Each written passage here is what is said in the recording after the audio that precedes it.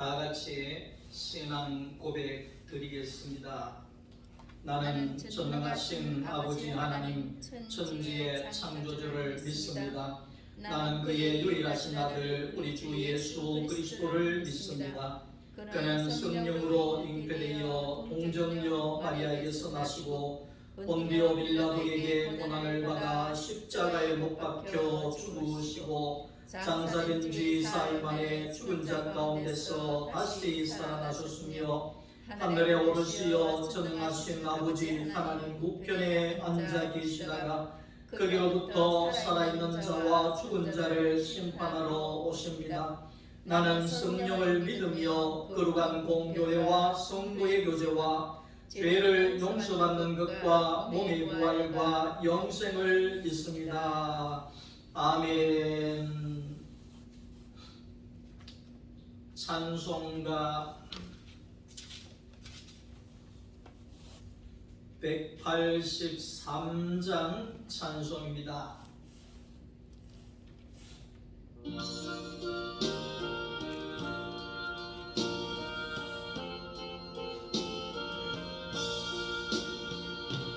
빈들의 마른 돌같이 새도른 나의 영혼 주님이 약속한 성령 간절히 기다리네. 가물어 내 마른 땅에 담배를 내리시도 성령의 담배를 부어 새 생명 주옵소서. 반가운 빗소리 들려 삼손이 춤을 추네. 봄비로 내리는 성령 내게도 주옵소서. 가물어 메마른 땅에 담배를 내리시도 성령의 담배를 부어 새 생명 주옵소서. 절 따라 우로를 내려 조목이 우성하니 갈급한 내 심령 위에 성령을 부으소서. 가물어 메마른 땅에 담배를 내리시도 성령의 담배를 부어 새 생명 주옵소서. 참되신 사랑의 오냐 오길 주의 싸우랴. 오늘의 업조가 은혜 주실 줄 믿습니다. 가물어 메마른 땅에 담배를 내리시도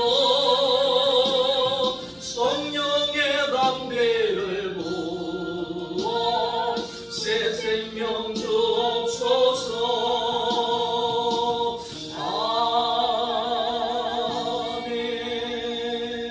아멘. 하나님의 말씀입니다.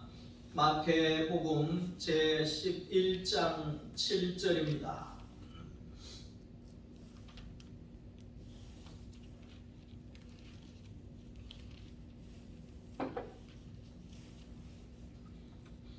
마태복음 11장 7절 말씀부터 11절 말씀까지를 함께 보겠습니다.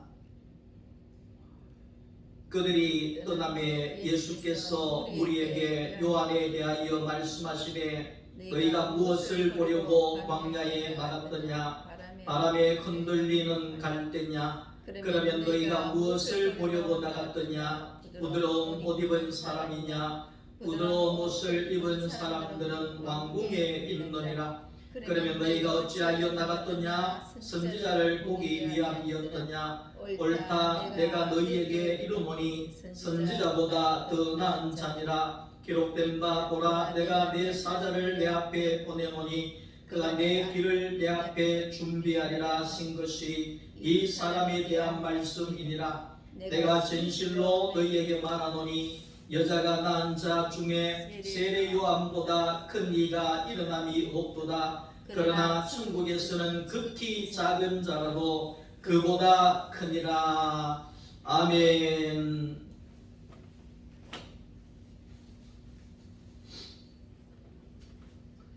할렐루야. 주님의 이름으로 사랑하는 성도 여러분을 축복합니다. 오늘은 마태복음 11장 7절에 있는 이 말씀을 가지고 하나님의 나라에 대하여서 함께 말씀을 나누기를 원합니다.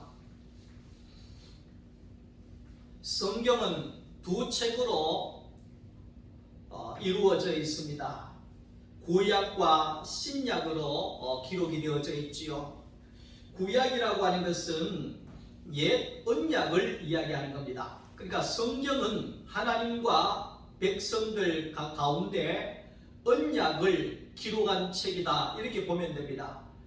구약이라고 하는 것은 특별히 옛 언약이라는 겁니다.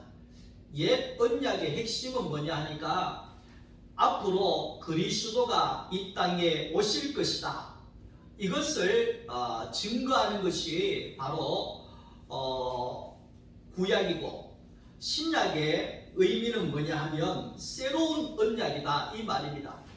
새 언약이라는 거죠. 그 새 언약이라고 하는 것은 어떤 언약이냐 하니까 그리스도 예수가 이 땅에 오셨다, 이겁니다. 성경의 구약은 그리스도께서 오실 것이다, 이 언약이고, 그 다음에 신약은 그리스도 예수께서, 구약에 증거하신 그리스도 예수께서 이 땅에 오셨다, 이렇게 하는 것이 바로 신약이라는 것입니다. 그래서 성경의 주제는 바로 예수 그리스도께서 오실 것이다, 예수 그리스도께서 오셨다, 이 두 가지가 바로 구약의 주제라는 것입니다. 자, 그러면 구약은 율법으로 기록이 되어져 있습니다. 율법이라고 하는 것은 우리가 잘 알듯이 모세의 10계명을 비롯한 모든 율법이 기록된 책을 이야기를 합니다. 다시 말하면 구약의 율법과 구약의 모든 선지자의 외침은 무엇인가 하니까 예수 그리스도에게로 가기 위함입니다. 다시 말하면 율법의 외치는 메시지는 그리스도 예수에게로 가는 이정표에 불과하다는 겁니다.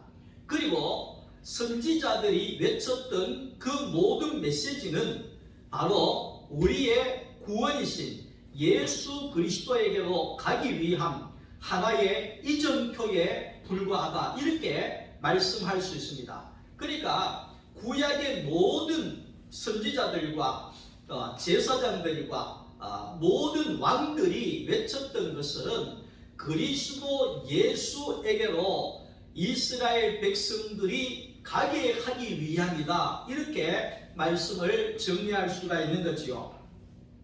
자, 그래서 이 율법이라고 하는 것은 사도 바울이 말했던 것처럼 몽학 선생이다, 이렇게 정리를 했지요.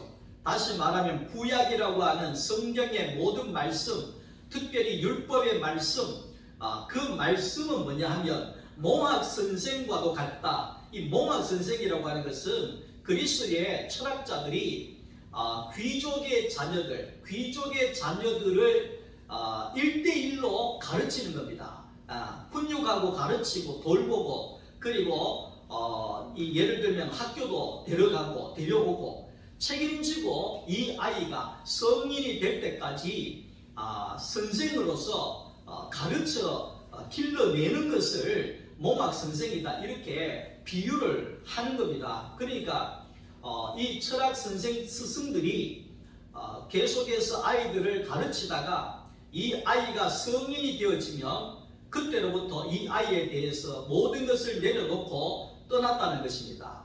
자, 그런 것처럼 이 그리스도의 오시기 전에 이 모든 구약의 율법은 율법이라고 하는 이것이 몽학 선생과도 같이 이스라엘 백성들을 이끌어서 누구에게 그리스도 예수를 만나기까지 이끌어가는 것이라는 거지요.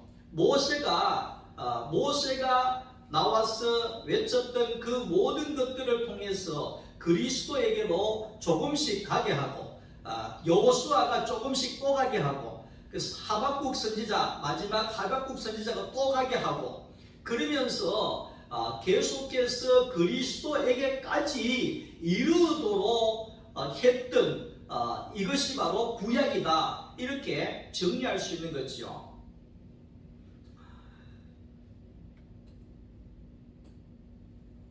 율법도 그렇다는 거지요. 저의 사명도 그렇습니다. 제가 이 소망교회에 부임한 것은 사랑하는 성도 모든 성도들을 예수 만날 수 있도록 그까지 인도하는 것이 제 사명입니다. 어떻게든지 간에 예수에게로 예수를 만날 수 있도록 예수에게 이를 수 있도록 제가 그까지 인도해 가는 것이 저의 사명이죠. 자, 그러면 목회자가 성도들에게 말씀으로 양육으로 삶으로 이렇게 이들을 이끌어 가는데 평생 제가 이끌어 가는 것이 아니라 이 양들이 참 목자이신 예수를 만나는 순간에 내 할 일은 끝이 나고 이제는 그 예수를 만난 그 사람은 직접 예수께서 이 삶을 이끌어가고 예수와 함께 사는 삶을 살아가기 때문에 목회자가 할 일은 예수를 만나는 선까지 목회자가 할 일이라는 거지요. 할 일이라는 거지요. 그것이 바로 몽학 선생이라는 거지요. 구약의 마지막 선지자가 세례 요한입니다.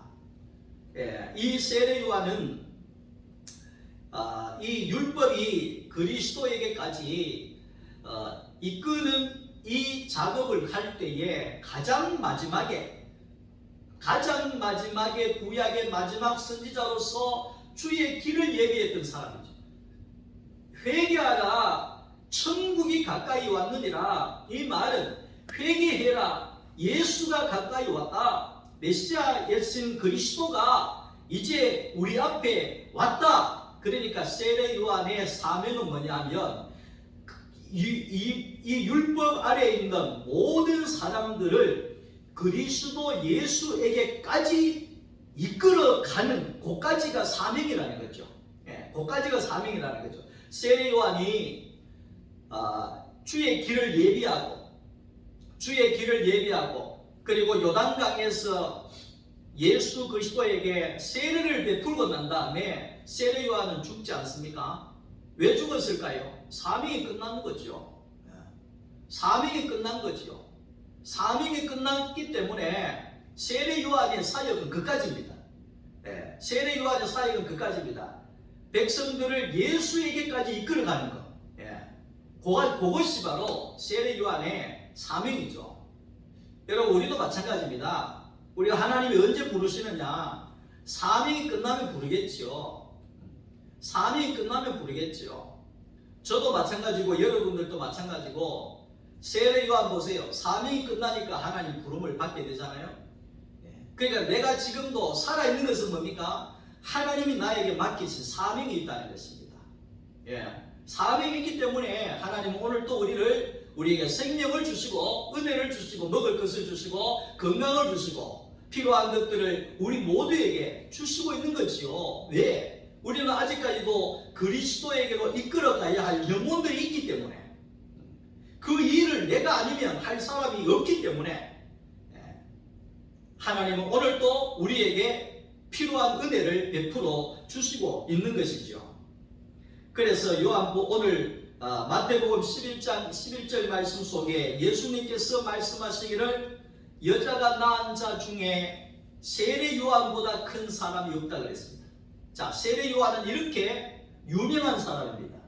세례 요한은 여자가 낳은 자 중에서 가장 큰 자라 이렇게 이야기하고 있습니다. 왜? 구약의 율법의 열매, 모든 선지자가 외치던 그 열매, 그 열매이신 그리스도 예수의 길을 예비하고 이스라엘 백성들을 이끌어서 그리스도에게까지 이끌고 온 마지막 선지자 세례 요한이기 때문에 세례 요한보다도 더 큰 자가 없다 이렇게 이야기를 하고 있는 거지요. 세례 요한은 훌륭한 사람이었습니다. 제사장 가문에서 배부르게 살 수 있었지만 부패하고 타락한 제사장의 자리를 버리고 잘 먹고 잘 살 수 있는 그 자리를 버리고 광야로 들어가서 주님을 증거하고 주의 길을 예비하며 백성들을 일깨웠던 선지자 중에 한 사람이었습니다. 그래서 율법적으로나 종교적으로나 도덕적으로나 모든 민족들 앞에 인정받는 그런 영웅과도 같은 사람이었다는 것입니다. 자, 백성들이 그를 인정하고 예수님도 세례 요한을 인정했습니다. 그러나 세례 요한의 일은 바로 여기까지입니다. 세례 요한의 이 모든 일은 여기까지입니다. 자, 그러면서 예수님께서 세례 요한이라고 할지라도 하나님 나라에서는 어떤 작은 자라도 세례 요한보다 더 크다 이렇게 이야기를 합니다. 이게 뭔 소리냐? 금방 여자가 낳은 자 중에 세례 요한보다 더 큰 자가 없다 이렇게 세례 요한을 우리말로 하는 지켜 세웠다고 이야기할 수 있죠. 그런데 예수님께서 금방 다시 말씀하시기를 그러나 하나님의 나라에서는 지극히 작은 자라도 세례 요한보다도 더 크다 이렇게 이야기를 합니다. 세례 요한보다도 더 크다. 그 말을 하고 있는 거지요. 천국에는 예수 안의 세계는 어떤 사람들이 있으며 그 안에 있는 사람들은 얼마나 큰 자들이냐 그 말이죠. 자, 우리가 이 내용을 보면서 알아야 되는 것은 세상의 기준과 예수 안의 천국의 기준은 완전히 다르다는 사실을 우리가 알아야 됩니다. 세상은 그렇습니다. 율법도 잘 지키고 도덕도 잘 지키고 종교적으로도 흠이 없고 민족과 국가 앞에 영웅적인 사람, 그 사람을 높이 평가하지요. 쉽게 이야기하면 잘난 사람, 지식이 있는 사람, 힘이 있는 사람, 권세가 많은 사람, 이런 사람들이 세상에서 영웅 대접을 받지요. 그러나 예수님 안에 있는 천국은 이런 세상의 연속이 아니라는 것입니다. 율법의 세상, 옛 세상은 예수님이 오심으로 인하여서 예수 그리스도의 십자가로 말미암아 옛 세상과 새 세상이 갈라지게 되어진다는 거지요. 다시 말하면 십자가 전과 십자가 후로 옛 사람과 새 사람이 갈라지고 옛 세상과 예수의 천국이 갈라지게 되어진다 그 말입니다. 십자가는 옛 세상에 살던 이전에 잘나고 못나고 어떤 형편이고 어떤 사정이든지 간에 선이고 악이고 구별 없이 십자가에서는 모든 것이 이제 끝이 난다 그 말입니다. 세상에서 모든 것이 끝이 난다. 다시 말하면 세상에서 내가 아무리 영웅이고 잘난 자라고 할지라도 그리스도 예수의 세계 안으로 들어갈 때에는 십자가 앞에서는 모든 것이 끝나야 된다 이 말이죠. 예수의 천국은 십자가에서 우리의 세상적인 잘난 모든 것들이 끝나야 들어갈 수 있는 나라다 이 말이죠. 창세기 35장 4절을 보면 야곱이 세겜에서 하나님이 지시하신 가나안 땅으로 올라가지 아니하고 세겜에 머물러서 풍요로움 속에 먹고 살았죠. 그런데 그 딸 디나가 그 족속으로 인하여서 추행을 당하고, 그리고 시므온과 레위가 거기에 전쟁을 치지요. 전쟁을 일으켜서 그 부족들과 전쟁을 하고 생명이 위태하게 되었습니다. 자, 이럴 때에 야곱이 일어나고 있는 그 일을 보면서 결심을 하지요. 자, 이제 우리가 일어나서 하나님이 예비하신 베델로 올라가자. 그래 이야기를 하죠. 자, 이제 우리가 하나님이 예비하신 땅 베델로, 베델은 하나님의 집이죠. 하나님의 집으로 이제 들어가자. 세겜을 떠나서 하나님의 집으로 들어가자. 그러면서 야곱이 뭐라고 명령을 내리느냐 하니까, 자기 집안 사람과 자기와 함께한 모든 사람들에게 너희가 가지고 있는 모든 이방의 신상을 버려라. 귀의 귀걸이를 다 빼서 내어놓고 더러운 옷들도 다 벗어라. 우상도 내놓고 귀걸이도 내놓고 거기에 더러운 옷들도 다 벗고, 이전에 세겜에서 있던 모든 것들은 다 벗어라. 그래서 다 종들이, 가족들이 다 벗었을 때에 야곱이 그것을 상수리, 세겜의 상수리 나무 아래에 묶고 난 다음에 하나님의 집이 있는 베델로 올라갔다는 것입니다. 사랑하는 성도 여러분, 세상의 모든 것들을 우리가 십자가 나무 아래 묻어야지만이 예수의 천국으로 들어갈 수가 있다는 거죠. 예수를 만나기 이전에 모든 명예와 신상과 이방의 모든 빛나는 것들을 십자가 나무 아래에 우리가 다 묻고 예수 안으로 들어갈 길이 열려지게 되는 것이죠. 천국은 십자가 나무 밑에 우리의 옛것을 다 묻고 나아갈 수 있는 세계가 바로 예수의 세계라는 것입니다. 반드시 이 십자가 나무 아래에 우리의 모든 것을 묻지 아니하면 천국의 문은 열려지질 않습니다. 천국의 세계는 들어갈 수가 없습니다. 제가 안타까운 것은 많은 교회들이 있습니다. 전 세계적으로 한국 교회 안에도 많은 성도들이 있습니다. 그러나 중요한 것은 천국으로, 예수의 천국으로 들어가는 사람이 지극히 적을 수 있다는 것입니다. 왜 그렇습니까? 십자가 나무 아래에 옛 옷을 벗어 버리고 세상적인 귀고리와 그 이방의 신상들과 세상의 모든 것들을 묻지 아니하면, 장사 지내지 아니하면 예수의 천국의 그 문이 열려지질 않습니다. 들어갈 수가 없다는 것입니다. 반드시 우리는 십자가에서 나의 옛 세겜에 있던 모든 더러운 것들이 장사가 되어져야지만이 하나님의 집으로 들어갈 수가 있다는 거죠. 마태복음 19장 22절에 보면 부자 청년이 예수님께 나와서 이야기를 합니다. 어찌하여야 영생을 얻겠습니까? 계명을 지켜라. 하나님 사랑하고 이웃 사랑하고 다 계명을 다 지켰습니다.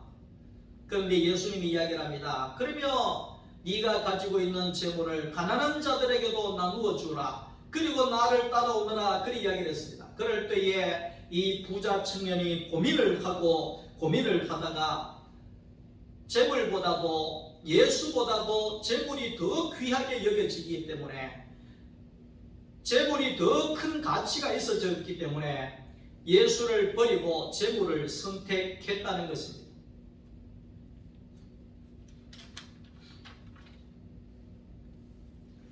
그래서 세상의 나라의 가치와 기준으로 우리는 절대로 천국에 들어갈 수가 없습니다. 옛것을 다 십자가에 묻고 신약에 새롭게 처음으로 출발하는 세계가 예수 그리스도의 세계라는 것입니다. 사랑하는 성도 여러분, 십자가로 가서 여러분들이 모든 세상적인 옛것을, 옛 옷을 다 벗어서 십자가 나무 아래에 다 묻고 우리가 예수와 함께 새롭게 출발하는 그런 예수 그리스도의 세계가 여러분들 가운데 일어날 수 있기를 주님의 이름으로 축복합니다. 세례 요한은 율법적으로, 종교적으로, 도덕적으로 대단한 훌륭한 사람이었지만은 그러나 그의 안에는 예수 그리스도의 요소, 예수의 성분, 예수의 그 천국의 성분이 그에게는 없었다는 것입니다. 지난주 세례 요한이 힘들고 자기 마음대로 안 되고 생각대로 안 될 때 오실 그이가 당신 맞습니까? 당신이 메시아 맞습니까? 우리는 다른 사람을 기다려야 되겠습니다. 당신 보니까 아닌 것 같습니다. 이렇게 말할 수 있었던 것은 뭐냐 하면 세례 요한 안에 예수의 성분이 없었기 때문에 당연히 그렇게 이야기할 수밖에 없는 거죠. 그는 구약의 마지막 선지자이기 때문에 예수 안에 그 천국의 세계 안으로 예수의 성분 안으로 들어가지 못했기 때문에 그가 예수가 예수인 줄 몰랐다는 거죠. 베드로도 마찬가지입니다. 예수님의 제자들도 마찬가지입니다. 예수님께서 십자가에 죽으시고 부활하셨는데도 불구하고 예수가 예수인 줄을 몰랐지요. 왜 그렇습니까? 그들은 우리가 사도행전에서 잘 하는 말씀처럼 성령을 받지 못했기 때문에 그렇다 이렇게 이야기를 하잖아요. 그 말이 뭐냐 하면 성령으로 예수 안에서 새롭게 거듭나지 않았기 때문에 예수가 예수인 줄 모른다는 거죠. 우리도 마찬가지입니다. 우리가 성령을 받지 아니하면, 성령으로 우리가 거듭나지 아니하면 예수를 예수인 줄로 모르는 거죠. 교회를 다녀도 예수가 예수인 줄을 모르고 다니는 거죠. 왜? 예수의 성분이 내 안에 없으니까. 예수의 성분이 내 안에 없으니까. 예수의 말씀이 내 안에 있고 예수를 우리가 어린 양이신 예수를 우리가 먹고 마시고 그러므로 인하여서 예수의 성분이 예수가 양식이 예수가 내 생명이 되어질 때 우리는 예수를 비로소 예수로 메시아로 그리스도로 나의 구원자로 하나님의 아들로 우리는 고백할 수가 있는 거죠. 이것이 안 되면 우리는 예수가 예수인 줄도 모르고 사는 거죠. 세례 요한이 그랬다는 겁니다. 예수가 예수인 줄도 모르고 그는 죽게 된 거지요.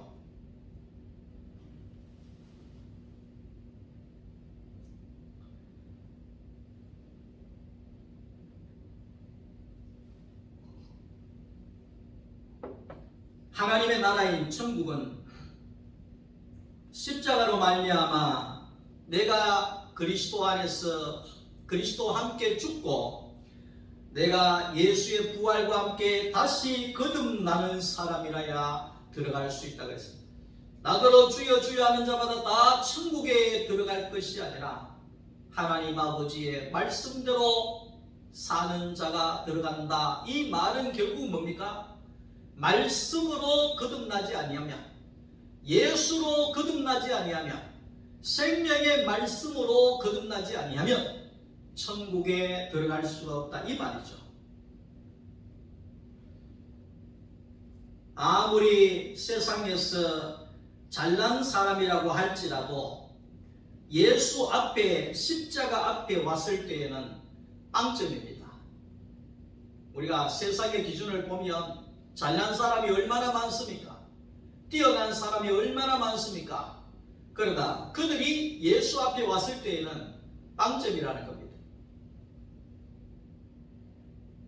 아무것도 없다는 거지요. 하나님의 나라는 십자가에서 모든 옛것을 묻고 예수 안에서 새로 다시 출발하는 것이 바로 하나님의 나라라는 것입니다. 예수는 건축자의 버린 돌이셨습니다. 시편 118편 22절에 예수는 버림받은 사람입니다. 왜? 세상에서 쓸모가 없어서 버림받았다 이 말입니다. 여러분 버림받아 봤습니까? 세상에 갔을 때 당신은 쓸모가 없습니다. 버림받아 봤습니까? 예수는 버림받았습니다. 유대인들에게도 너는 쓸모가 없어. 이스라엘 백성들에게도 당신은 쓸모가 없어. 거기에 많은 믿는 자들 앞에서도 당신은 쓸모짜기가 없어. 세상에 쓸모짜기가 없었다는 것입니다. 근데 하나님의 나라에서는 세상에 쓸모짝이 없는 건축자의 버린 돌이 거기에 하나님의 나라에는 없어서는 안 될 기초적인 중심인 모퉁이 돌이 되셨다 이렇게 말씀하고 있습니다. 사랑하는 성도 여러분, 세상에 못 쓰는 자라고 할지라도 하나님의 나라에는 모퉁이 돌로 쓰여질 수가 있습니다. 하나님의 나라에서는 아주 귀하게 쓰여질 수가 있습니다. 세상의 기준으로 하나님의 나라가 쓰여지는 것이 아닙니다. 세상은 잘난 사람들만 찾고 뛰어나고 힘있는 사람들을 원하지만 예수님을 보면 흠모할 모양도 없고 풍채도 없고 도살장에 끌려가는 어린 양 같은 그런 분이셨습니다. 그러나 하나님의 나라에는 도살장으로 끌려가는 어린 양이 쓰여지는 나라입니다. 다시 말하면 내가 죽어지고 내 안에 내가 없는 사람, 내 고집이 없고 내 생각이 없고 내 야망이 없고 내 욕심이 없고 내 힘이 없고 내 능력이 없고 오직 예수로만 살아야 될 사람, 그 사람이 뭡니까? 도살장으로 끌려가는 어린 양이지요. 죽이면 죽는 거고 살리면 사는 거고 이렇게도 할 수 있고 저렇게도 할 수 있고 그것이 바로 하나님 나라의 기초석이 되는 것입니다. 교회 안에서도 마찬가지입니다. 돈 많은 사람이 교회를 세우는 줄 아십니까? 능력 있는 사람이 교회를 세우는 줄 아십니까? 하나님의 나라는 그렇지 않습니다. 도살장으로 끌려가는 어린 양이 되어질 때 하나님의 나라의 기초석이 되어질 수 있죠. 그런 사람이라야지만 어린 양이라야지만이 하나님의 교회를 세울 수 있는 재료가 되어질 수 있다는 것입니다.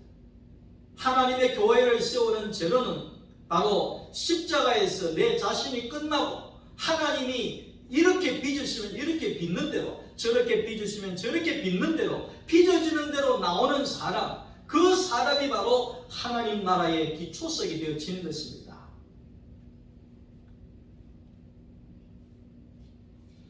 지난주에 제가 설교 한번 했지만은 제가 청송에 가서 사과를 따면서 깨달았던 것 중에 한 가지가 참 이 농사라고 하는 이것이 쉬운 줄 알았는데 이게 쉬운 일이 아니구나. 쉬운 일이 아니구나. 그래서 제가 그 집사님 한 분하고 통화하면서 그런 이야기를 했습니다. 집사님, 참 이 목회자가 세상에 나가니까 크게 쓸데가 없습니다. 이래 이야기를 하니까 전화를 받으시는 그 집사님이 저한테 이야기하는 아이고 목사님은 하나님을 위해서 쓰임받고 있잖아요. 말씀을 전하는 걸로 쓰임받고 있잖아요. 그렇게 이야기를 하는데 맞습니다 싶더라고요. 제가 얼마나 은혜를 받았는지 몰라요. 그렇구나. 나는 세상에서는 쓸모없는 도살장으로 끌려가는 어린 양 같은 아무런 쓸모없는 힘없는 존재지만 하나님의 나라에서는 하나님을 드러내고 하나님을 나타내는 예수의 성분으로 살아가는 그런 하나님에게 쓰여지는 존재가 되었구나. 내가 쓰여지고 있구나. 이 생각을 할 때 얼마나 감사한지 모릅니다. 내가 쓰여지고 있다고 하는 이것이 얼마나 감사한 일인지 모릅니다. 여러분, 하나님에게 세상에는 50만 넘어도 세상에서는 쓰여지지 않습니다. 명예퇴직이고 은퇴고 다 잘라내지 않습니까? 그러나 하나님의 나라는 다릅니다. 하나님의 나라는 익어가면 익어갈수록 더 맛이 있고 더 풍성한 열매가 나오는 것처럼 오늘 예수의 열매로 십자가의 생명의 말씀으로 날마다 더 익은 맛이 있는 그런 말씀으로 우리는 쓰여질 수가 있다고 하는 이것이 얼마나 우리에게 큰 복음인지 모른다는 것입니다. 말씀을 정리합니다. 하나님의 언약은 그리스도 예수 안에서 모두 이루어지고 그리스도 예수 안에서 모든 복을 얻게 되어지는 겁니다. 구약과 신약에 약속하신 32,500가지의 이 모든 복이 그리스도 예수 안에서 이루어지는 것이죠. 여러분 어디에 가서 여러분은 복을 찾고 있습니까? 그리스도 예수 안에 우리가 들어갈 때 구약에 하나님이 약속하신 그 복과 신약의 예수 안에서 오는 그 모든 32,500가지의 그 모든 하나님의 언약의 약속의 이 복을 우리는 누릴 수가 있는 거죠. 하나님의 나라는 예수의 나라는 선악이 없고 정죄가 없고 판단이 없고 생명과 평안이 넘치는 나라가 바로 하나님의 나라입니다.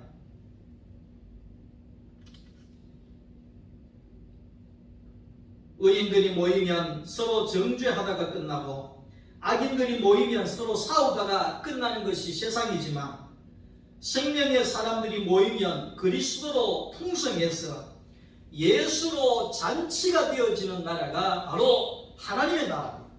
사랑하는 성도 여러분, 우리는 세상은 돼지를 한 마리 잡고 거기에 포도주를 가져와서 먹고 마시고 배부르게 하는 그것이 바로 세상의 잔치이지만 하나님의 나라 잔치는 예수만 있으면 잔치가 되는 나라, 그 나라가 하나님의 나라죠. 여러분 그렇게 예수만 있으면 잔치하는 나라에서 여러분 살고 싶지 않습니까? 우리는 세상에서는 이것도 있어야 되고 저것도 있어야 되고 뭐도 있어야 되고 잔치할 날이 없어요. 그러나 예수 안에는 예수만 있으면 잔치가 되어지는 나라, 그 나라가 바로 예수의 나라죠. 우리는 예수만 있으면 잔치하는 이 하나님의 교회에서 예수를 먹고 마시고 우리가 배불러서 우리가 영적으로 배불러서 모든 것이 채워지고 모든 것이 만족이 되어지고 모든 것을 누리며 살아갈 수 있기를 주님의 이름으로 축원합니다. 하나님 아버지 감사합니다. 예수로 잔치하는 나라 안에서 마음껏 먹고 마시며 만족하며 누리며 살게 하여 주시옵소서. 예수님의 이름으로 기도드립니다. 아멘. 주 예수 그리스도의 은혜와 하나님 아버지의 만극하신 사랑하심과 성령님의 교통하심이 예수로 잔치하는 이 집에서 날마다 영적으로 배부르고 날마다 모든 것이 만족이 되고 복이 되어지는 세상에서 마음껏 천국을 누리며 살기를 원하는 우리 소망교회 모든 성도들 머리 위에와 가정 위에 이제로부터 영원토록 함께 있을지어다. 아멘.